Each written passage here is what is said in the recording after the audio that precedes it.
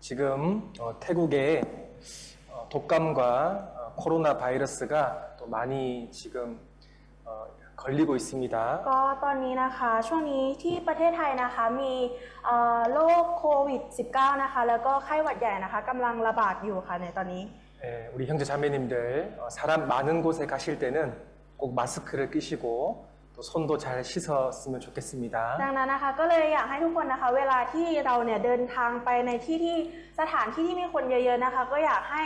สวมใส่หน้ากากอนามัยนะคะหรือว่าล้างมือให้บ่อยๆค่ะ 네, 같이 기도하고 말씀 시작하겠습니다. อธิษฐานร่วมกันนะคะ 우리를 죄악 가운데서 구원하여 주신 하나님 감사드립니다. ขอบคุณพระเจ้าพระบิดาผู้ทรงช่วยเราให้รอดจากบาป 우리가 죄인 되었을 때 우리를 불쌍히 여겨 주셨습니다. ในตอนที่เราเป็นคนบาปนั้นเราช่างน่าสงสาร 십자가에서 죽으시고 부활하심으로 우리의 모든 죄를 영원히 씻어 주셨습니다. เราได้รับการลบล้างบาปชั่วนิรันดร์โดยการที่พระองค์ทรงสิ้นพระชนม์บนไม้กางเขนและฟื้นคืนพระชนชีพขึ้นมา 그 십자가의 은혜와 사랑을 항상 우리 마음에 품기를 원합니다. เราอยากที่จะจดจำความรักของพระองค์นี้ไว้ในจิตใจของเราอยู่ตลอด 사탄 마귀의 방해에 하나님 말씀으로 항상 이길 수 있도록 승리할 수 있도록 도와주시옵소서. ขอพระองค์ทรงช่วยให้เราสามารถหลีกเลี่ยงให้เรามีชัยชนะในการ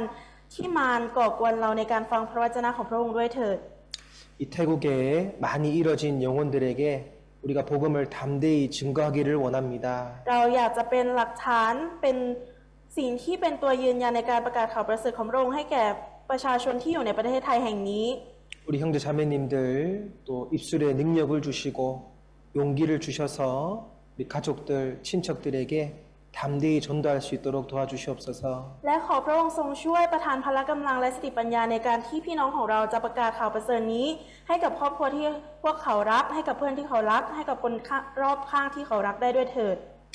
오늘 증거되는 말씀을 통해서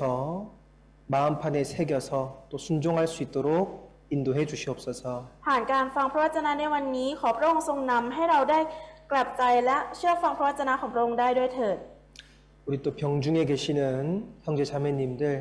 또 그 병이 속히 나을 수 있도록 하나님 역사해 주시옵소서. และหากมีพี่น้องท่านใดที่กำลังเจ็บไข้ได้ป่วยขอพระองค์ทรงช่วยให้พวกเขาเหล่านี้ฟื้นคืนได้ด้วยเถิด 또 여러 가지 어려움 가운데 있는 우리 형제 자매님들 하나님 도와주셔서 또 다음번엔 다 같이 교제 참석할 수 있도록 인도해 주시옵소서. และท่ามกลางความยากลำบากต่างๆนานาขอพระองค์ทรงช่วยให้พวกเขาเหล่านี้ได้มาสามัคคีทำร่วมกันในครั้งต่อไปด้วย 우리 구주 예수님 이름으로 기도드렸습니다. เราอธิษฐานในพระนามองค์พระเยซูผู้ทรงเป็นพระผู้ช่วยของเรา 아멘. อาเมน 네, 요한계시록 12장 11절 찾겠습니다. เราจะเปิดหานะคะพระธรรมวิวรณ์บทที่12ข้อที่11ด้วยกันค่ะ 요한계시록 12장 11절 예, 같이 읽겠습니다. เราจะอ่านพระธรรมวิวรณ์บทที่12ข้อที่11พร้อมกันนะคะ พวกเขาชนะมารด้วยพระโลหิตของพระเมธโปดกและด้วยคำพยานของพวกเขาเองและพวกเขาไม่ได้รักตัวกลัวตาย 예, 오늘 그리스도 안에서 새로운 승리라는 제목으로 같이 말씀을 묵상하고자 합니다. วันนี้นะคะเราจะมาเรียนรู้เกี่ยวกับหัวข้อนะคะชัยชนะใหม่ในพระคริสต์ด้วยกันค่ะ 그리스도인의 삶은 전쟁이라고 할 수 있습니다. เราสามารถเรียกชีวิตของคริสเตียนนะคะได้ว่าสงครามค่ะ 예수님께서는 우리를 그리스도의 좋은 군사로 소집을 하셨습니다. พระเยซูนะคะทรงใช้เรานะคะในการเป็นทหารรับใช้ที่ดีค่ะในการดี 우리의 삶이 전쟁이라고 할 수 있는 이유는 바로 우리와 싸우는 대적자인 사탄 마귀가 존재하기 때문입니다. คือชีวิตของเรานะคะถูกเรียกว่าสงครามก็เพราะว่ามันมีอำนาจหนึ่งนะคะที่พยายามจะทำลายเรานั่นก็คือมารซาตานค่ะ 이 사탄은 공중 권세 잡은 자로 되어 있고 이 세상을 다스리는 자로 되어 있습니다. มารซาตานผู้นี้นะคะเป็นผู้ที่มีเขียนไว้ว่าเป็นผู้ที่ครอบครองอำนาจในอากาศและปกครองโลกใบนี้ค่ะ 우리의 눈으로는 볼 수는 없지만 영적인 존재인 사탄이 있고 그리고 타락한 그 천사들이 귀신들이 존재합니다. ค่ะ และถึงแม้ว่าเรานะคะจะมองไม่เห็นซาตานเหล่านี้ด้วยตาเปล่านะคะ แต่ซาตานและบรรดาทูตสวรรค์ที่ตกสวรรค์ลงมา1 ใน 3นั้นนะคะเป็นศัตรูฝ่ายวิญญาณที่แท้จริงของเราค่ะ 여기 말씀을 보십시오. ดูที่พระวจนะตรงนี้นะคะ 자, 여러 형제가 사탄 마귀를 이겼다라고 기록되어 있습니다. ตรงนี้นะคะคำว่าพวกเขาหรือว่าพี่น้องของเราเนี่ยชนะมารค่ะมีบันทึกไว้แบบนี้ค่ะ 이 말씀은 교회가 어떻게 하면 사탄 마귀를 이길 수 있을까, 승리할 수 있을까라는 내용이 기록되어 있습니다. ในพระวจนะนี้นะคะทำให้เราได้รับรู้ว่าคริสเตียนเนี่ยคริสตจักรเนี่ยจะสามารถเอาชนะมารได้อย่างไรค่ะ 베드로전서 5장 8절에 근신하라 깨어라 너희 대적 마귀가 우는 사자같이 두루다니며 삼킬 자를 찾나니 ในพระธรรม1 เปโตรบทที่ 5 ข้อที่ 8 นะคะบันทึกไว้ว่าจงควบคุมตัวเองจงระวังไว้ให้ดีศัตรูของพวกท่านคือมารดุจสิงโตคำรามเดินวนเวียนเที่ยวเสาะหาคนที่มันจะกัดกินได้ 사탄은 우리를 넘어뜨리기 위해서 여기 우는 사자 같다라고 말씀했습니다. กำลังเป็นพระวจนะนะคะที่กำลังบอกว่ามารซาตานเนี่ยกำลังพยายามทำให้เรา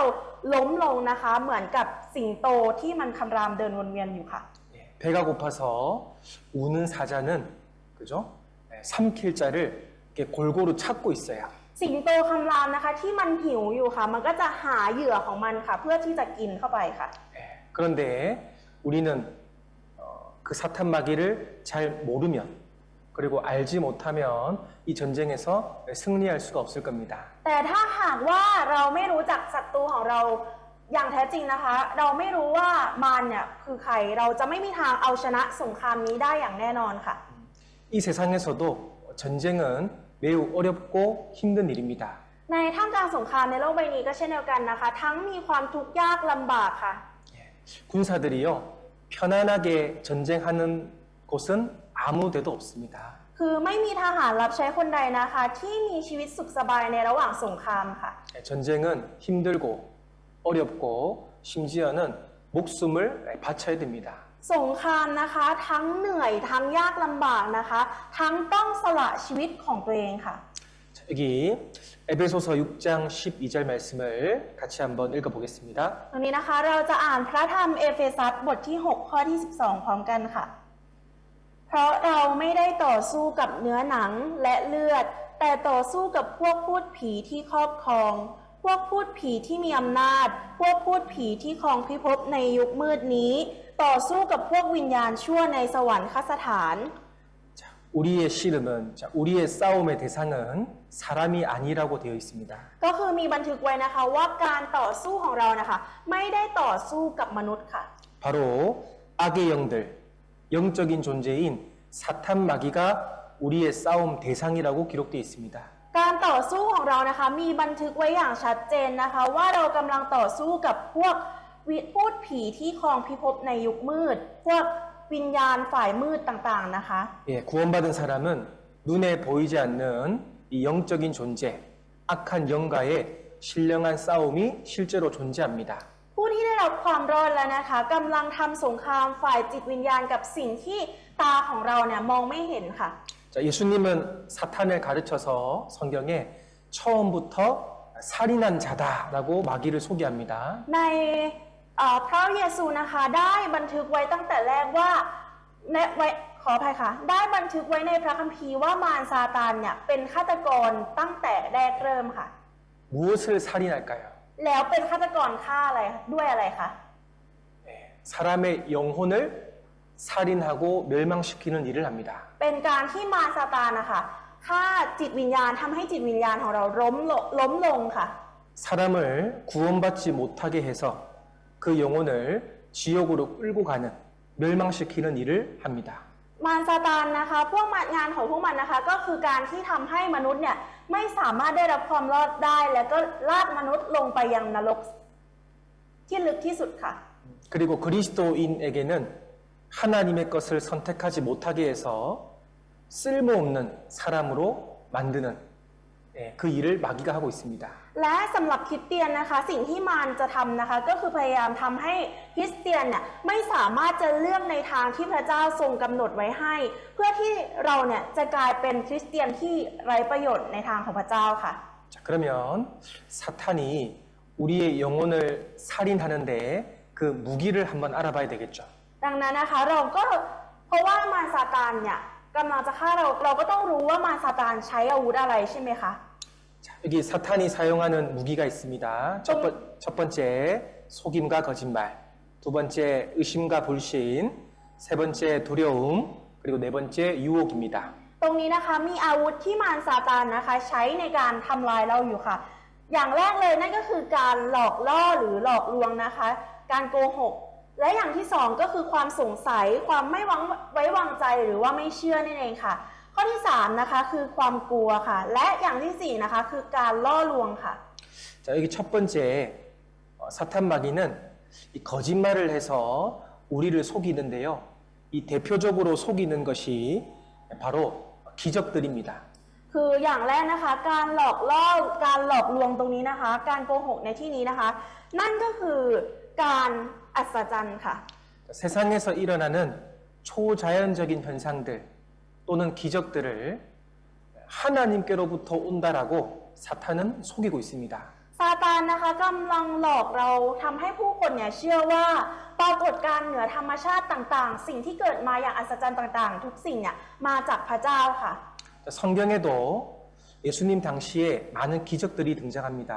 แต่ว่าในยุคของพระเยซูนะคะก็มีบันทึกไว้เช่นเดียวกันค่ะ 벙어리가 갑자기 말을 합니다. 말을 하지 못하는 사람이 말을 해요. คนที่พูดไม่ได้ค่ะกับอยู่ๆกับพูดได้ 앞이 보이지 않는 사람이 갑자기 눈을 뜹니다. คนที่มองไม่เห็นคนที่ตาบอดอะค่ะอยู่ๆก็กลับมามองเห็นค่ะ 태어나면서부터 앉은뱅이였는데 일어나서 뛰어갑니다. คนที่เดินไม่ได้ตั้งแต่เกิดอะค่ะอยู่ๆก็กระโดดโลดเต้นออกมาได้ 죽을 병에 걸렸는데 기적적으로 살아났습니다. คนที่เกิดจะตายคนที่ตายไปแล้วค่ะ อยู่ๆก็เกิดการอัศจรรย์ให้กลับมาฟื้นคืนชีพอีกครั้งหนึ่งค่ะ 그런데 이런 모든 기적들이요 하나님의 역사일 수도 있지만 사탄 마귀의 역사일 수도 있습니다. แต่ว่าการอัศจรรย์เหล่านี้นะคะ เกิดขึ้นมาจากพระเจ้าได้ก็จริงนะคะ แต่สิ่งเหล่านี้ก็เกิดขึ้นมาจากมารซาตานได้เช่นเดียวกันค่ะ 자, 데살로니가후서 2장 9절 말씀에 악한 자의 임함은 사탄의 역사를 따라 모든 능력과 표적과 거짓 기적과라고 되어 있습니다. ใน2เทสาโลนิกานะคะบทที่2ข้อที่9มีบันทึกไว้ว่า คนนอกกฎหมายนั้นจะมาโดยการดลบันดาลของซาตานพร้อมกับการอิทธิฤทธิ์ทุกอย่างทั้งหมายสำคัญและการอัศจรรย์จอมปลอม 여기 표적과 거짓 기적들은 사탄도 할 수 있는 일이다라고 되어 있습니다. ตรงนี้นะคะมีบันทึกไว้ว่าหมายสำคัญและการอัศจรรย์จอมปลอมต่างๆนะคะ สิ่งนี้นะคะมารซาตานก็สามารถทำได้เช่นเดียวกันค่ะ 기적은 기적인데 왜 거짓 기적이라고 되어 있을까요? คือการอัศจรรย์ก็คือการอัศจรรย์นะคะ แต่ทำไมถึงเขียนไว้ว่าการอัศจรรย์จอมปลอมคะ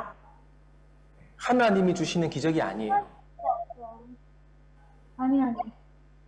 เพราะว่าสิ่งนั้นนะคะไม่ใช่การอัศจรรย์ที่มาจากพระเจ้าค่ะ 하나님이 주시는 기적이 아니라 사탄 마귀가 영혼을 살인하기 위해서 주는 거짓 기적이라는 겁니다. คือการอัศจรรย์จอมปลอมนี้นะคะเป็นการอัศจรรย์ที่ไม่ได้มาจากพระเจ้านะคะแต่เป็นการอัศจรรย์ที่มารซาตานใช้เพื่อที่จะล่อฆ่าจิตวิญญาณของเราค่ะ 예수님께서도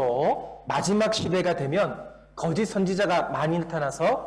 표적과 기적을 주신다고 기록되어 있습니다. และก็มีบันทึกไว้อีกว่าพระเยซูเนี่ยได้ตรัสว่าในยุคสุดท้ายนะคะจะมีผู้เผยพระวจนะเทียมเท็จเนี่ยปรากฏขึ้นและจะล่อลวงผู้คนมากมายค่ะ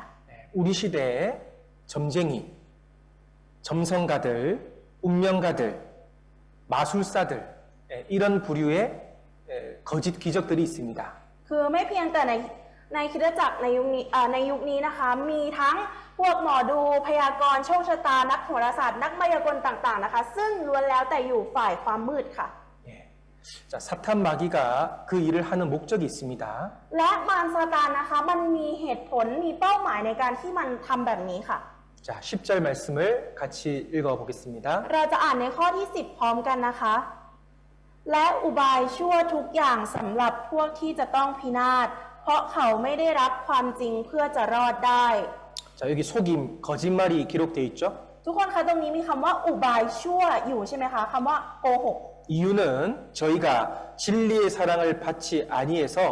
구원받지 못하게 하려고 거짓말을 한다는 겁니다. เหตุผลที่เขาโกหกหรือว่าให้อุบายชั่วมานะคะ นั่นก็เป็นเพราะเขาไม่ได้รับความจริงเพื่อจะรอดได้ค่ะ 십자가에서 이루어 주신 그 예수님의 영원한 속죄를 사탄 마귀는 감춥니다. แต่พระเยซูคริสต์นะคะได้ซ่อนขออภัยค่ะ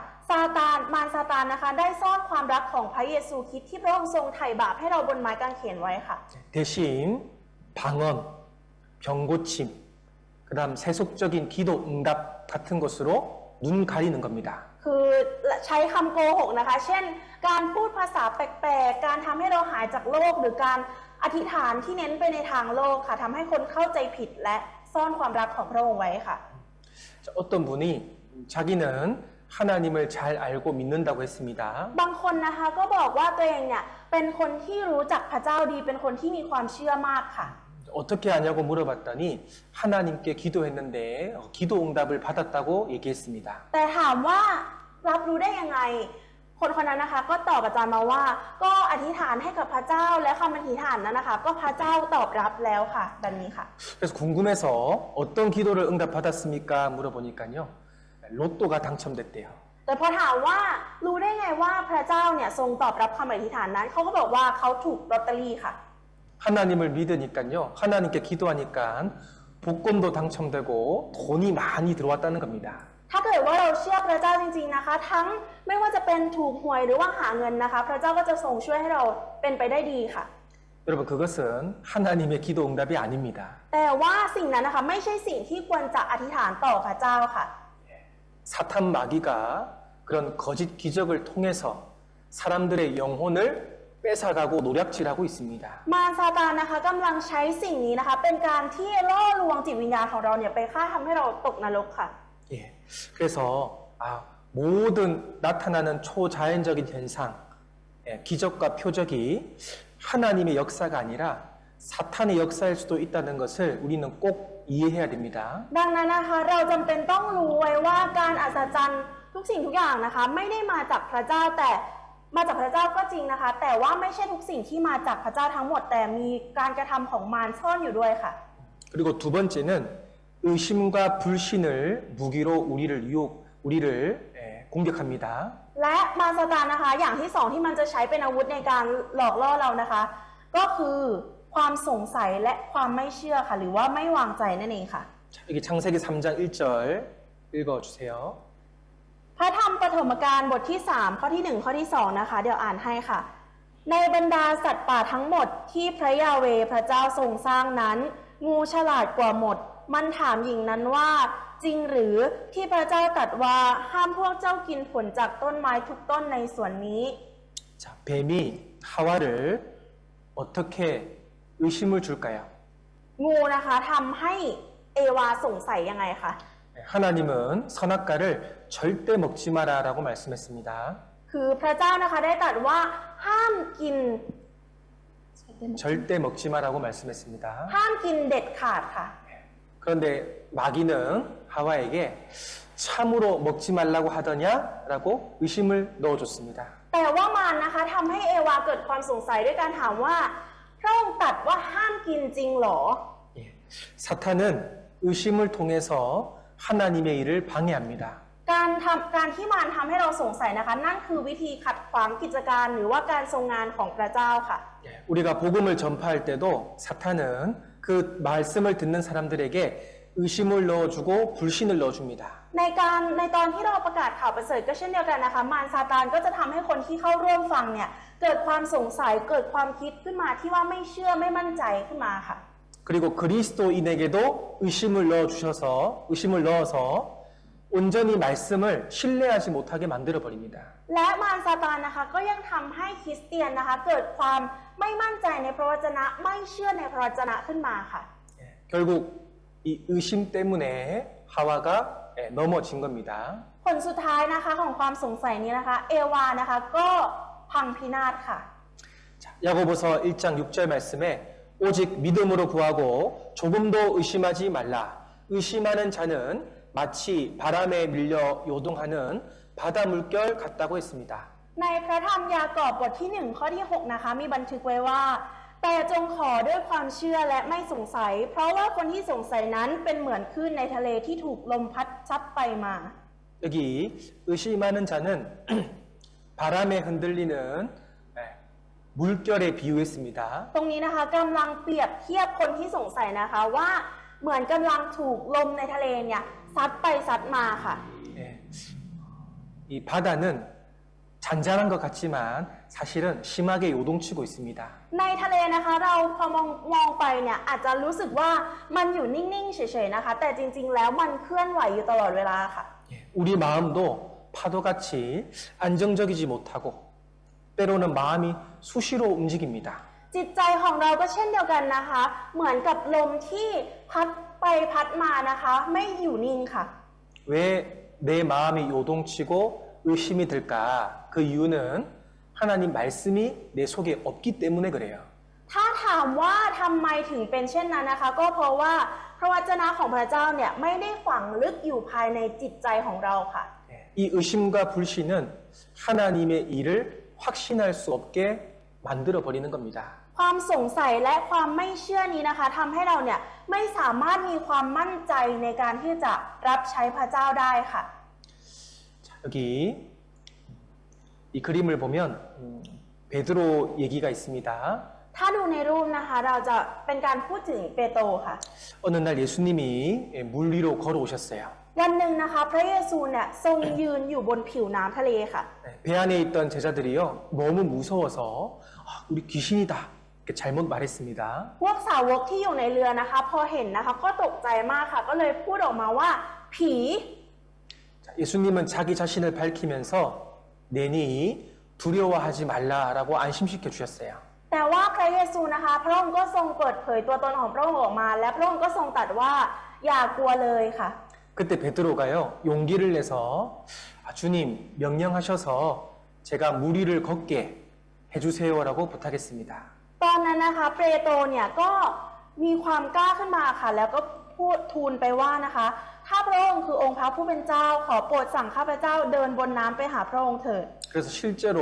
베드로가요 물 위를 걸었습니다. และในความเป็นจริงนะคะเปโตรก็เดินบนน้ำไปจริงๆค่ะ 그런데 조금 가다가 갑자기 물에 빠져버렸어요. แต่พอเดินไปได้ไม่นานนะคะจู่ๆก็จมน้ำลงไปค่ะ 무엇이 무서워서 다시 물에 빠졌을까요? ทุกคนคิดว่าทำไมเปโตรถึงจมลงไปในน้ำคะเปโตรกลัวอะไรคะ 자, 여기 마태복음 14장 29절부터 31절까지 같이 한번 읽어보겠습니다. ตรงนี้นะคะพระธรรมมัทธิวบทที่ 14 ข้อที่ 29 ถึงข้อที่ 31 เราจะอ่านพร้อมกันอีกหนึ่งรอบค่ะพระองค์ตรัสว่ามาเถิดเปโตรจึงลงจากเรือเดินบนน้ำไปหาพระเยซู แต่เมื่อเขาเห็นลมพัดแรงก็กลัวและเมื่อกำลังจะจมก็ร้องว่าองค์พระผู้เป็นเจ้าช่วยข้าพระองค์ด้วยพระเยซูจึงเอื้อมพระหัตถ์จับเขาไว้ทันทีแล้วตรัสว่าช่างมีความเชื่อน้อยท่านสงสัยทำไม 자, 여기 30절 말씀에 바람을 보고 무서워 물에 빠졌다라고 기록되어 있습니다. ถ้าดูในข้อที่ 30 นะคะจะเห็นว่าบันทึกไว้ว่า แต่เมื่อเขาเห็นลมพัดแรงก็กลัวและเมื่อกำลังจะจมค่ะ 예수님을 똑바로 쳐다봤을 때는 물 위를 걸었는데요. 그런데 바람을 보니까 물에 금방 빠져버렸죠. ถ้าหากว่ามองไปที่พระเยซูนะคะก็จะไม่มีวันจมน้ำค่ะแต่ถ้ามองไปที่ลมค่ะก็จะเกิดความกลัวทำให้สั่นคลอนใช่ไหมคะก็จะจมน้ำค่ะ 그때 예수님께서 베드로를 손을 잡고 물에서 바로 건져 주셨습니다. แต่ตอนนั้นนะคะพระเยซูเนี่ยได้เอื้อมมือลงไปช่วยเปโตรขึ้นมาทันทีค่ะ 그러면서 예수님께서 베드로에게 하신 말씀이 믿음이 적은 자여 왜 의심하느냐라고 말씀했습니다. หลังจากนั้นนะคะพระเยซูจึงตรัสกับเปโตรว่าช่างมีความเชื่อน้อยท่านสงสัยทำไม 예, 베드로가 뭐 했다고요? เปโตรทำอะไรนะคะ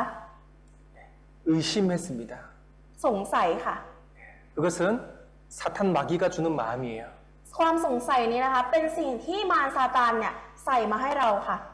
결국 하와도 그 말씀의 의심 때문에 넘어졌고 베드로도 바람을 보고 무서워서 의심 때문에 물에 빠져버린 겁니다. อย่างเอวานะคะที่พังพินาศนะคะ เพราะความสงสัยเปโตรเองก็เช่นเดียวกันค่ะ เปโตรเกิดความสงสัยและมองไปที่ลมนะคะ ก็ทำให้จมน้ำค่ะ 자, 우리 인생에 이런 바람이 굉장히 많이 있죠. 고난이 많이 있습니다. ในชีวิตของเรานะคะ ก็มีลมแบบนี้อยู่จริงค่ะ มีความทุกข์ยากแบบนี้อยู่จริง ๆ ค่ะ 그럴 때마다 우리가 자꾸 의심하고 불안해해도 될까요? แต่ว่าเราก็จะยังสงสัยอยู่อย่างนั้นได้ไหมคะ ไม่มั่นใจอยู่อย่างนั้นได้ไหมคะ 하나님 말씀은 그 바람도 이길 수 있는 확신을 주시는 겁니다. พระเจ้านะคะได้ทรงให้พระวจนะที่เราเนี่ยจะสามารถเอาชนะลมนั้นได้อยู่ค่ะ 이 말씀을 통해서 우리가 교훈받을 수 있는 것은 내가 살아갈 수 있는 유일한 방법은 바로 말씀밖에 없구나라는 겁니다. สิ่งที่ให้บทเรียนกับเราผ่านทางพระวจนะที่เราเรียนกันไปสักครู่นะคะ ก็คือมีเพียงพระวจนะเท่านั้นที่จะสามารถเอาชนะได้ค่ะ 그래서 살아가면서 의심이 들 때마다 항상 하나님 말씀에서 정답을 구하시면 되는 거예요. ดังนั้นนะคะเมื่อเราใช้ชีวิตไปเรื่อยๆแล้วเราเกิดความสงสัยขึ้นมานะคะ ก็อยากให้เราเนี่ยยึดพระวจนะนี้ไว้ในใจค่ะ 자, 그리고 세 번째 무기가 두려움이라고 그랬습니다. และอย่างที่สามนะคะอาวุธอย่างที่สามก็คือความกลัวค่ะ 디모데후서 1장 7절 하나님이 우리에게 주신 것은 두려워하는 마음이 아니요 오직 능력과 사랑과 근신하는 마음이니 ในพระธรรม2ทิโมธีบทที่1ข้อที่7นะคะเพราะว่าพระเจ้าไม่ได้ประทานที่ขาดกลัวแก่เขา แต่ประทานใจที่ประกอบด้วยฤทธานุภาพ ความรักและการบังคับตนเองแก่เรา 자, 여기 두려워하는 마음은 하나님이 주시는 마음이 아니라고 그랬죠. ตรงนี้นะคะบอกไว้ว่าจิตใจที่ขาดกลัวหรือว่าขี้ขาดขี้กลัวนะคะ พระเจ้าไม่ได้เป็นผู้ที่ประทานให้เราค่ะ 그러면 누가 주는 걸까요? ดังนั้นความกลัวนี้ใครเป็นคนให้เราคะ 예, 사단. ซาตานค่ะ 예, 사탄은 두려움과 절망을 우리에게 줍니다. ซาตานนะคะให้ทั้งความกลัวและความสิ้นหวังกับเราค่ะ 그래서 포기하게 만들고 주저앉게 만들어 버려요. ดังนั้นนะคะเราจึงเกิดความท้อแท้เกิดความที่อยากจะยอมแพ้ขึ้นมาค่ะ 나는 쓸모없는 사람이야. 나는 하나님께 쓰임 받을 수 없어. 그렇게 만들어 버립니다. มันทำให้เรานะคะรู้สึกว่าตัวเองเนี่ยเป็นคนที่ไม่ได้มีค่าไม่ได้มีประโยชน์อะไรพระเจ้าเนี่ยไม่ใช้ฉันหรอกฉันไม่มีประโยชน์แบบนี้ค่ะ 그러나 우리는 말씀을 통해서 그 두려움을 이길 수 있습니다. แต่ว่าเรานะคะสามารถเอาชนะความกลัวนี้ได้นะคะ ด้วยพระวจนะของพระเจ้าค่ะ 자, 여기 신명기 3장 22절 같이 읽어보겠습니다. ตรงนี้นะคะเราจะอ่านเฉลยธรรมบัญญัติบทที่3ข้อที่22พร้อมกันค่ะ ท่านทั้งหลายอย่ากลัวเขาเลย เพราะพระยาเวห์พระเจ้าของพวกท่านจะทรงสู้รบเพื่อท่านทั้งหลาย 자, 하나님은 이스라엘 백성들에게 약속하신 땅이 가나안 땅입니다. พระสัญญาที่พระเจ้าทรงให้แก่อิสราเอลนะคะ นั่นก็คือแผ่นดินคานาอันค่ะ 그러나 그 땅을 정복하기 위해서는 반드시 전쟁을 해야만 했습니다. แต่เพื่อที่จะได้ครอบครองแผ่นดินนั้นนะคะ พวกอิสราเอลเนี่ยต้องทำสงครามเท่านั้นค่ะ 그런데 사탄 마귀가 이스라엘 백성들에게 두려운 마음을 딱 심어줬어요. แต่ว่ามารซาตานนะคะก็ได้ใส่จิตใจที่มีความกลัวนะคะ ให้กับอิสราเอลค่ะ 우리 그 땅을 차지할 수 있을까? เราจะสามารถไปยึดครองเมืองโจมตีเมืองนั้นได้ไหมนะ 싸우면 우리가 이길 수 있을까? แล้วถ้าต่อสู้กันเราจะชนะหรือเปล่า 항상 두려운 마음이 있는 거예요. คือมีความกลัวอยู่ในใจตลอดเวลาค่ะ 그래서 하나님은 그 마음을 아시고 여기에 그들을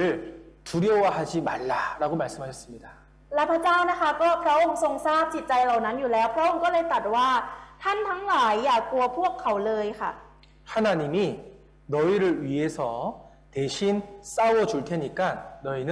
두려워하지 말고 앞으로 가기만 해라라고 말씀했습니다. คือพระเจ้านะคะได้บอกไว้แล้วว่าพระองค์เนี่ยทรงประทานแผ่นดินนี้ให้กับเราพระองค์จะต่อสู้แทนเราดังนั้นไม่ต้องกลัวค่ะ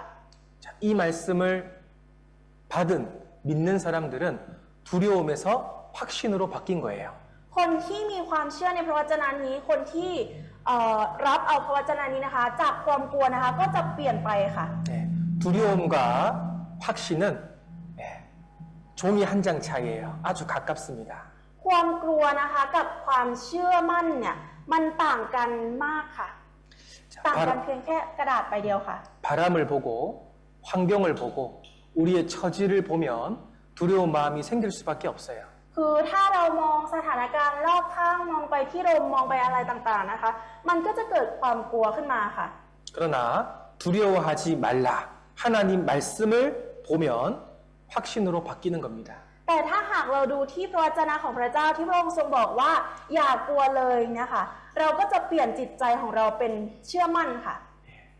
그리고 네 번째 무기가 바로 유혹이었습니다. และอาวุธอย่างที่สี่นะคะนั่นก็คือการล่อลวงค่ะ 디모데후서 3장 13절 같이 읽겠습니다. เราจะอ่านพระธรรมนะคะ2ทิโมธีบทที่3ข้อที่13พร้อมกันค่ะ ในขณะที่คนชั่วและคนเจ้าเล่ห์จะเลวลงกว่าเก่า อีกทั้งยังล่อลวงคนอื่นและถูกคนอื่นล่อลวงด้วย 자, 예수님께서는 사탄을 거짓의 아비라고 말했어요. พระเยซูตรัสว่าซาตานนะคะคือบิดาแห่งการโกหกค่ะ 그래서 마귀에게 속한 사람들은 항상 속이고 그리고 속고 이 거짓이 일상화되어 있습니다. ก็คือมารซาตานก็เลยจะล่อลวงก็หลอกล่อเราไปอยู่อย่างนั้นค่ะ 그런데 그 마귀가 우리 구원받은 그리스도인들에게도 침투해서 자꾸 속게 만드는 거예요. และมารซาตานนะคะก็อิจฉาคริสเตียนอย่างเรานะคะ ก็เลยล่อให้เราเนี่ยหลอกล่อเราอยู่ตลอดเวลาค่ะล่อลวงเราอยู่ตลอดเวลาค่ะ 네, 세상적인 생각을 우리 마음에 집어넣어서 하나님 말씀에 순종하지 못하도록 속이게 됩니다. มารซาตานนะคะได้ล่อลวงเรานะคะ ด้วยการที่ใส่ความคิดในทางโลกนะคะ ให้กับเราทำให้เราเนี่ยไม่สามารถที่จะเชื่อฟังพระวจนะของพระเจ้าได้ค่ะ 꼭 교회 나가야 돼. 그럴 필요 없어.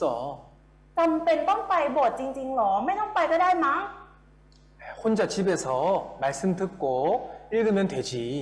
อยู่บ้านอ่านพระวจนะคนเดียวก็ได้ไม่ใช่หรอ 하루하루에도 그런 유혹들을 우리에게 많이 주잖아요. เรานะคะได้รับการล่อลวงแบบนี้อยู่ทุกๆวันค่ะ 결국 유혹을 줘서 속게 만들어서 우리의 신앙생활을 망치게 만드는 겁니다. คือถ้าหากเราถูกล่อลวงไปเรื่อยๆแล้วเราตกไปในหลุมพรางมันนะคะ มันก็จะตกลงไปในการที่มารล่อลวงเราค่ะ 어떤 분은 이렇게 말합니다. บางคนก็พูดแบบนี้ค่ะว่า 목사님 지금 제 마음이 너무 힘들어요. อาจารย์คะตอนนี้จิตใจของหนูเหนื่อยมากเลยค่ะ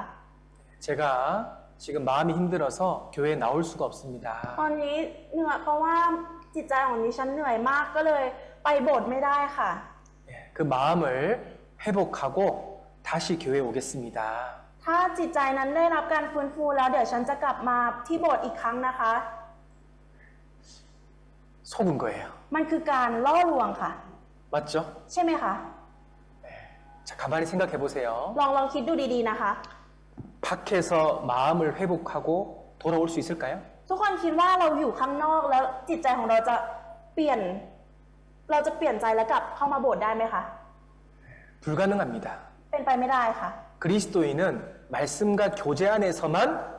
마음이 회복되게 돼 있어요. คริสเตียนนะคะต้องอยู่ในคริสตจักรเท่านั้นค่ะอยู่ในพระวจนะเท่านั้นถึงจะสามารถฟื้นคืนจิตใจได้ค่ะ 그런데 사탄은 나의 힘든 상황, 힘든 마음을 밖에서 해결하고 올 수 있다라고 자꾸 유혹하고 속이는 거예요. แต่ว่ามารซาตานนะคะกำลังหลอกล่อลวงเราอยู่ว่าถ้าเราออกไปข้างนอกเราจะสามารถแก้ไขปัญหาต่างๆได้ 자, 창세기 3장 5절 너희가 그것을 먹는 날에는 너희 눈이 밝아 하나님과 같이 되어 선악을 알 줄을 하나님이 아심이니라. ตรงนี้นะคะในพระธรรมปฐมกาลบทที่3ข้อที่5มีบันทึกไว้ว่าเพราะพระเจ้าทรงทราบอยู่แล้วว่า พวกเจ้ากินผลจากต้นไม้นั้นวันใดตาของพวกเจ้าจะสว่างขึ้นในวันนั้น แล้วพวกเจ้าจะเป็นเหมือนอย่างพระเจ้า คือรู้ความดีและความชั่ว 야, 너 선악과 먹으면 하나님처럼 돼.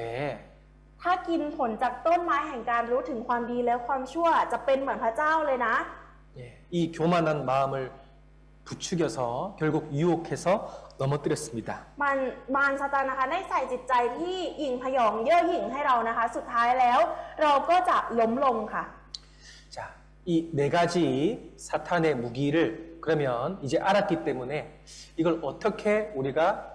이길 수 있을까요? ตอนนี้เรารู้แล้วว่ามารซาตานน่ะมีอาวุธอะไร4อย่างนะคะ เรารู้แล้วและทีนี้เราจะเอาชนะมารซาตานได้อย่างไรคะ 자, 여기 요한일서 3장 8절 말씀에 자, 빨간색 글자만 제가 읽겠습니다. 하나님의 아들이 나타나신 것은 마귀의 일을 멸하려 하심이니라. ในพระธรรม1 ยอห์นบทที่3ข้อที่8นะคะเฉพาะตัวหนังสือสีแดงพระบุตรของพระเจ้าได้เสด็จมาปรากฏก็เพราะเหตุนี้คือเพื่อทำลายกิจการของมาร 자, 예수님이요 십자가에서 피를 흘리고 죄값을 다 지불하셨습니다. พระเยซูนะคะได้คือเสด็จมายังโลกใบนี้และถูกตึงบนไม้กางเขนนะคะพระองค์ทรงหลั่งเลือดและสิ้นพระชนม์บนนั้นค่ะ 그래서 마귀가 하려고 하는 일들을 이미 십자가에서 끝내버렸습니다. และพระองค์นะคะก็ทำลายกิจการที่มารจะทำทุกอย่างแล้วบนไม้กางเขนนั้นค่ะ 구원받지 않은 사람들은 죄 때문에 어쩔 수 없이 살아가지만 구원받은 사람들은 이 죄가 십자가에서 멸해진 거예요. คนที่ยังไม่ได้รับความรอดนะคะก็ไม่รู้ก็ใช้ชีวิตท่ามกลางความบาปไป แต่คนที่ได้รับความรอดแล้วนะคะ ก็รับรู้ถึงสิ่งตรงนี้ที่พระเยซูทรงทำค่ะบนไม้กางเขน 그래서 그리스도인은 이제 선택할 수가 있습니다. ดังนั้นนะคะคริสเตียนจึงมีทางเลือกค่ะ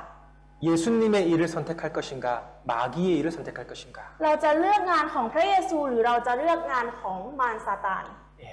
우리는 십자가를 생각해 보면 사탄 마귀가 그 십자가에서 죽었다는 사실을 우리는 이해해야 됩니다. ถ้าเรารู้นะคะการทรงงานของพระเยซูบนไม้กางเขนนะคะ เราก็จะรู้ว่ามารซาตานเนี่ยได้ตายไปแล้วบนไม้กางเขนค่ะ 예수님이 십자가에 죽으실 때 사탄 마귀가 속으로 생각했을 거예요. ตอนที่พระเยซูสิ้นพระชนม์บนไม้กางเขนนะคะมารซาตานก็คิดในใจค่ะ 아, 예수님 죽었어. พระเยซูตายแล้ว 내가 이겼어. ฉันชนะแล้ว 네, 틀렸습니다. แต่ผิดแล้วค่ะ 예수님은 3일 뒤에 부활하셨습니다. เพราะว่า3 วันหลังจากนั้นพระเยซูได้ทรงฟื้นคืนพระชนชีพขึ้นมาค่ะ 예수님이 진 것이 아니라 사탄 마귀가 패배한 겁니다. จริงๆแล้วพระเยซูคริสต์นะคะไม่ได้แพ้ค่ะ แต่เป็นมารซาตานที่แพ้ค่ะ 자, 여기 골로새서 2장 15절 말씀에 정사와 권세를 벗어버려 밝히 드러내시고 십자가로 승리하셨느니라. พระธรรมโคโลสีบทที่2ข้อที่15นะคะบันทึกไว้ว่าพระองค์ทรงปลดพวกพูดผีที่ครอบครองและพวกพูดผีที่มีอำนาจพระองค์ทรงประจานพวกมันอย่างเปิดเผยและมีชัยชนะเหนือพวกมันโดยทางกางเขนนั้น 자, 여기 사탄의 권세를 벗어버렸습니다. ตรงนี้นะคะบอกไว้ว่าพระองค์เนี่ยทรงปลดพวกพูดผีปีศาจที่ครอบครองและพวกพูดผีที่มีอำนาจเนี่ย 무엇으로 바로 십자가로 이겼다는 겁니다. และถ้าถามว่าชนะด้วยอะไรนะคะก็คือชนะด้วยไม้กางเขนค่ะ 그러면 구원받은 그리스도인도 십자가로 승리할 수 있다는 겁니다. ดังนั้นนะคะก็หมายความว่าคริสเตียนที่ได้รับความรอดนะคะก็มีชัยชนะโดยไม้กางเขนเหมือนกันค่ะ 그리스도인도 십자가로 사탄 마귀의 힘을 물리칠 수 있다는 겁니다. คริสเตียนนะคะก็สามารถหลุดออกจากอำนาจของมารซาตานได้ค่ะ 예수님께서 십자가에 죽으신 이 사건은 바로 창세기에 이미 예언이 되어 있었습니다. ในการเหตุการณ์ที่พระองค์ทรงสิ้นพระชนม์บนไม้กางเขนนี้ค่ะมีพยากรณ์ไว้ตั้งแต่ในพระธรรมปฐมกาลไว้ก่อนหน้านั้นแล้วค่ะ 자, 여기 창세기 3장 15절에 빨간색 글자를 보시면 여자의 후손은 내 머리를 상하게 할 것이요. ในพระธรรมปฐมกาลบทที่3ข้อที่15นะคะถ้าดูตัวหนังสือสีแดงจะเห็นว่าพงศ์พันธุ์ งค์พันธุ์ของนาง เขาจะทำให้หัวของเจ้าแหลกค่ะ 자, 여자의 후손은 바로 예수 그리스도입니다. พงศ์พันธุ์ของนางหรือว่าลูกหลานของผู้หญิงนะคะ นั่นก็คือพระเยซูคริสต์ค่ะ 우리는 다 아담의 씨를 받은 남자의 후손이에요. แต่เราทุกคนนะคะที่ได้รับเชื้อมาจากอาดัมก็เป็นลูกหลานของอาดัมค่ะ 그러나 예수님만 죄가 없는 성령으로 잉태된 여자의 후손입니다. ดังนั้นจึงมีเพียงแค่พระเยซูเท่านั้นค่ะ ที่เป็นลูกหลานหรือเป็นพงศ์พันธุ์ของผู้หญิงค่ะ 그런데 그것이 예언돼 있는데 십자가에서 피를 흘리고 돌아가실 때 사탄 마귀의 머리를 박살내 버린 거예요. คือมีการพยากรณ์ไว้แล้วนะคะ และเมื่อถึงเหตุการณ์นั้นนะคะ จริงๆ บนไม้กางเขนเนี่ยมารซาตานนะคะก็ได้ถูกทำให้หัวแหลกไปแล้วตั้งแต่ตอนนั้นค่ะ 자, 머리가 이미 박살났기 때문에 우리는 이미 승리했습니다. เพราะว่าหัวของมารนะคะได้แหลกไปตั้งแต่ตอนนั้นนะคะทำให้เราเนี่ยมีชัยชนะค่ะ 여러분 머리가 깨진 뱀이랑 싸우는데 두려울 게 있어요? ทุกคนคะถ้าเราสู้กับงูที่มันหัวบุกขนาดนี้ เราจะชนะไหมคะ 아니 머리가 있으면 무섭지만 뱀이 머리가 없으면 하나도 무섭지 않습니다. คือเราไม่มีความกลัวเลยค่ะ เพราะว่าถ้าเราสู้กับงูที่มีหัวค่ะ เราก็จะกลัวใช่ไหมคะแต่อันนี้มันไม่มีหัวเราก็ไม่มีความกลัวเลยค่ะ 예수님의 승리는 곧 우리 성도의 승리이기도 합니다. การชัยชนะของพระเยซูนะคะ ก็เป็นชัยชนะของคริสเตียนเราเหมือนกันค่ะ 갈라디아서 2장 20절 말씀에 내가 그리스도와 함께 십자가에 못 박혔나니라고 되어 있습니다. ในพระธรรมกาลาเทียนะคะบทที่2ข้อที่20นะคะมีบันทึกไว้ว่าข้าพเจ้าถูกตึงร่วมกับพระคริสต์แล้วค่ะ 여기 함께라는 단어가 중요합니다. ตรงนี้นะคะคำว่าร่วมกับเนี่ยสำคัญมากๆค่ะ 자, 이 그림을 보시면 예수님이 십자가에 죽으셨는데 여기 나도 같이 못이 박혔어요. ถ้าดูในรูปนะคะ ตรงนี้พระเยซูคริสต์เนี่ยถูกตึงบนไม้กางเขนค่ะ แต่ในขณะเดียวกันเราเองนะคะ ก็ถูกตึงอยู่บนไม้กางเขนเช่นเดียวกันค่ะ 저를 따라합니다. พูดตามอาจารย์นะคะ 자, 예수님 죽음은 나의 죽음이다. ความตายของพระเยซูคือความตายของฉัน 그러면 예수님의 부활도 나의 부활입니다. ถ้างั้นนะคะการฟื้นคืนชีพของพระเยซูคริสต์ก็คือการฟื้นคืนชีวิตของเราค่ะ 자, 에베소서 2장 6절 말씀에 그리스도 예수 안에서 함께 하늘에 앉히셨다라고 말씀했습니다. และในพระธรรมเอเฟซัสนะคะบทที่2ข้อที่6นะคะบันทึกไว้ว่า และพระองค์ทรงทำให้เราเป็นขึ้นมาด้วยกันกับพระคริสต์และทรงให้เรานั่งด้วยกันกับพระองค์ในสวรรคสถานในพระเยซูคริสต์ 자, 함께 못이 박혔고 함께 올라갔습니다. ถูกตึงบนไม้กางเขนนะคะ และก็ถูกดึงขึ้นไปค่ะ 예, 우리는 이미 사탄 마귀의 머리가 박살났기 때문에 승리할 수 있다는 겁니다. เรานะคะสามารถเอาชนะมารซาตานได้ เพราะว่ามารซาตานถูกทำให้หัวแหลกไปตั้งแต่ก่อนหน้านั้นแล้วค่ะ 자, 누가복음 10장 19절 말씀에 여기 원수의 모든 능력을 제어할 권세를 주셨습니다. ตรงนี้นะคะในพระธรรมลูกาบทที่10ข้อที่19มีบันทึกไว้ในตัวสีแดงว่า และให้มีอำนาจยิ่งใหญ่กว่าฤทธานุภาพของศัตรูนั้นค่ะ 이 원수는 사탄 마귀예요. ศัตรูตรงนี้นะคะหมายถึงมารซาตานค่ะ 사탄의 모든 능력, 사탄의 모든 힘을 제어할 수 있는 권세를 나에게 주셨습니다. อำนาจที่ยิ่งใหญ่นะคะที่สามารถเอาชนะฤทธานุภาพของมารซาตานได้นะคะพระองค์ได้ประทานให้กับเราค่ะ 자, 여러분 힘과 권세 중에 무엇이 더 강할까요? ทุกคนครับพลังกำลังกับอำนาจอันไหนยิ่งใหญ่กว่ากันคะ 힘이 강할까요? 권세가 강할까요? ทุกคนคิดว่ากำลังมันยิ่งใหญ่มากกว่า หรืออำนาจมันยิ่งใหญ่กว่ากันคะ 권세가 훨씬 셉니다. อำนาจยิ่งใหญ่มากกว่าค่ะ 자, 여기 그림을 보세요. ดูที่รูปนะคะ 자, 100km로 달리고 있는 이 트럭은 엄청난 힘이 있습니다. รถบรรทุกคันนี้นะคะวิ่งมาด้วย100กิโลเมตรต่อชั่วโมงนะคะเป็นรถที่วิ่งมาอย่างเร็วค่ะ 부딪히면 다 죽겠죠. ถ้าเกิดว่าชนนะคะก็ตายหมดเลยใช่ไหมคะ 그런데 이 경찰관은 그 100km 달리는 트럭의 힘을 제어할 수 있습니다. แต่ว่าตำรวจคนนี้นะคะได้มาหยุดกำลังของรถบรรทุกที่วิ่ง 100 กิโลเมตรต่อชั่วโมงไว้ค่ะ 트럭의 힘보다 경찰의 권세가 더 강하죠? อำนาจของตำรวจมีมากกว่าพละกำลังของรถบรรทุกใช่ไหมคะ 자, 마찬가지로 사탄 마귀는 힘이 있고 능력이 있지만 그것을 제어할 수 있는 권세를 예수님이 우리에게 주신 거예요. เช่นเดียวกันนะคะมารซาตานเองนะคะก็มีพละกำลังและมีฤทธานุภาพนะคะ แต่ว่าพระเยซูนะคะประทานอำนาจให้กับเราเอาชนะมันได้ค่ะควบคุมพวกมารซาตานได้ค่ะ 그래서 우리가 말씀 안에 살면 사탄 마귀가요 우리를 보고 벌벌벌벌 떠는 겁니다. ถ้าดังนั้นนะคะถ้ามารซาตานเห็นเรากำลังใช้ชีวิตอยู่ในทางพระวจนะนะคะ มันก็จะสั่นกลัวค่ะ 그런데 우리가 말씀에 순종하지 않으면 말씀을 가까이 하지 않으면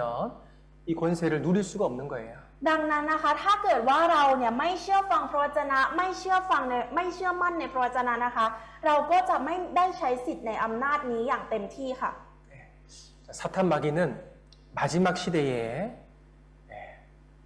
더 많은 영혼을 지옥에 보내기 위해서 두루 다니고 있습니다. มารซาตานนะคะในยุคสุดท้ายนี้นะคะ มันกำลังทำงานอย่างหนักเพื่อที่จะลากหลายๆ คนนะคะ ลงไปยังนรกค่ะ 그리고 그리스도인들을 신앙생활을 망치게 하려고 눈을 불을 켜고 있는 거예요. ดังนั้นนะคะมันจึงจับตาดูคริสเตียนนะคะ ที่กำลังใช้ชีวิตในทางนี้อยู่ค่ะ 자, 여기 요한계시록 12장 11절 다시 한번 같이 읽겠습니다. ตรงนี้นะคะเราจะอ่านพระธรรมวิวรณ์บทที่ 12 ข้อที่ 11 พร้อมกันค่ะ พวกเขาชนะมารด้วยพระโลหิตของพระเมธโปดก และด้วยคำพยานของพวกเขาเอง และพวกเขาไม่ได้รักตัวกลัวตาย 자, 여기 사탄 마귀를 이길 수 있는 비결 세 가지가 나옵니다. ตรงนี้นะคะมีวิธี 3 วิธีนะคะ ที่เราจะสามารถเอาชนะมารซาตานได้ค่ะ 여기 어린 양의 피, ตรงนี้นะคะอย่างแรกพระโลหิตของพระเมธโปดกค่ะ 두 번째 자기의 증거하는 말, และอย่างที่ 2คำพยานของพวกเขาเอง 세 번째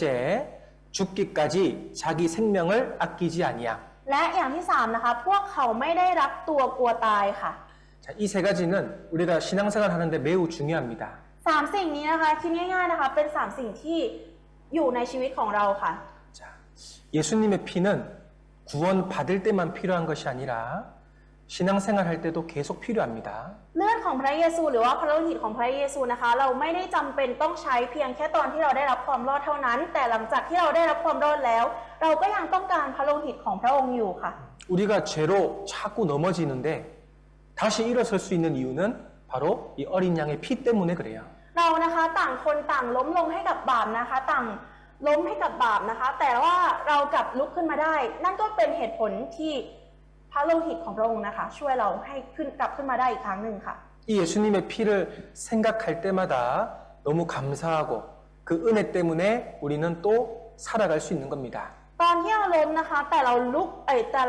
นึกถึงพระคุณของพระโลหิตนี้ เราก็จะขอบคุณนะคะ แล้วก็ลุกขึ้นมาใช้ชีวิตต่อไปได้ค่ะ 그리고 두 번째는 주님을 증거할 때 바로 하나님의 말씀을 붙잡고 그 말씀을 증거할 때 사탄을 이길 수가 있는 거예요. และอย่างที่ 2นะคะคำพยานของพวกเขาเองตรงนี้นะคะ หมายถึงว่าเราเนี่ยยึดพระวจนะของพระเจ้าไว้ และในตอนที่เราประกาศออกไปนะคะ เราก็ประกาศพระวจนะของพระองค์ออกไปทำให้เราเนี่ยสามารถเอาชนะมารซาตานได้ค่ะ 예수님께서 광야에서 사탄 마귀의 유혹을 이겼습니다. พระเยซูนะคะในตอนที่พระองค์เอาชนะมารซาตานพระองค์ก็เอาชนะด้วยพระวจนะค่ะ 기록되었으되 이 주님을 증거하는 말씀으로 이긴 거예요. เป็นการที่ให้คำพยานของเกี่ยวกับพระวจนะของพระเจ้าออกไปนะคะว่าพระคัมภีร์มีเขียนไว้ว่าพระคัมภีร์มีเขียนไว้ว่าพระคัมภีร์มีเขียนไว้ว่าค่ะ 자, 말씀을 붙잡으면 신기하게도 하나님께서 그 사람의 길을 인도하시는 거예요. ถ้าเราจับพระวจนะนี้ไว้ในใจนะคะ แน่นอนว่าพระเจ้าเนี่ยจะทรงนำเราอย่างแน่นอนค่ะ 그리고 세 번째로는 죽음을 각오한 자세입니다. และอย่างที่ 3นะคะคือพวกเขาไม่ได้รักตัวกลัวตายค่ะ 자, 그리스도인이 주님을 위해 살겠다라고 각오를 하면 사탄 마귀가 절대 이길 수가 없는 거예요. คือถ้าคริสเตียนเรานะคะยึดมั่นว่าเราใช้ชีวิตเพื่อพระคริสต์นะคะ ไม่มีทางเลยที่มารซาตานจะสามารถเอาชนะเราได้ค่ะ 우리 안에 계시는 성령님은 바로 창조주 하나님이십니다. พระวิญญาณบริสุทธิ์ที่อยู่ในตัวเรานะคะ นั่นก็คือพระผู้ทรงสร้างค่ะ 그 어떤 것도 이길 수 있어요. และเราจะเอาชนะได้ด้วยอะไรอีกคะ 그래서 우리에게 능력을 주시고 그 능력으로 우리가 사탄 마귀를 이길 수가 있습니다. เรามีเรามีกำลังนะคะที่จะสามารถเอาชนะได้ค่ะ 자, 요한일서 4장 4절 같이 읽겠습니다. เราจะอ่านพระธรรม1 ยอห์นบทที่ 4 ข้อที่ 4 พร้อมกันค่ะ ลูกหลานทั้งหลายเอ๋ยท่านอยู่ฝ่ายพระเจ้าและชนะพวกเขาแล้ว เพราะว่าพระองค์ผู้ทรงอยู่ในพวกท่านยิ่งใหญ่กว่าผู้ที่อยู่ในโลก 자, 구원받은 자녀들은 사탄 마귀를 이겼습니다. บอกว่าลูกหลานที่ได้รับความรอดนะคะชนะมารซาตานแล้วค่ะ 왜냐하면 우리 안에 계시는 하나님이 바로 세상에 있는 사탄 마귀보다 훨씬 강하기 때문에 그래요. บอกไว้ว่าเพราะว่าพระองค์ผู้ทรงอยู่ในพวกท่านยิ่งใหญ่มากยิ่งกว่าซาตานผู้ที่อยู่ในโลกค่ะ 저를 따라합니다. พูดตามอาจารย์นะคะ 나는 그리스도와 죽었고 เราตายกับพระคริสต์ 내 안에 그리스도께서 사신다. และพระคริสต์ทรงดำรงอยู่ในเรา 이 말씀을 붙잡는 사람은 절대 넘어지지 않습니다. คนที่ยึดถือพระวจนะนี้นะคะจะไม่มีทางล้มเลยค่ะ 자, 우리는 개개인으로 사탄 마귀와 싸우려고 하면 우리는 연약하기 때문에 져버리잖아요. ถ้าเราพยายามที่จะต่อสู้กับมารซาตานด้วยความสามารถของตัวเองนะคะ สุดท้ายแล้วเราก็จะล้มลงค่ะ 그런데 주님 안에서 강건해진다. 주님 안에서 힘과 능력을 받는 겁니다. แต่ว่าเราจะแข็งแรงและมีกำลังต่อสู้ได้นะคะ ตอนที่เราอยู่ในพระคริสต์ค่ะ 그래서 오늘 사탄의 무기 4가지와 그리고 우리가 이길 수 있는 방법 3가지를 간단하게 배웠습니다. ก็ในวันนี้นะคะเราได้เรียนรู้กันอย่างสั้นๆ เกี่ยวกับอาวุธที่มารใช้ในการทำลายเรา4อย่างนะคะ แล้วก็วิธีที่เราจะสามารถเอาชนะมารซาตานได้3อย่างกันไปแล้วค่ะ 항상 그리스도 안에서 승리하는 우리 형제 자매님들이 되었으면 좋겠습니다. ก็อยากให้ทุกคนนะคะ พี่น้องทุกคนจำไว้ว่าภายในเราเนี่ยมีชัยชนะอยู่ค่ะ 여기까지 말씀드리겠습니다. ก็พระวจนะในวันนี้มีเพียงเท่านี้ค่ะ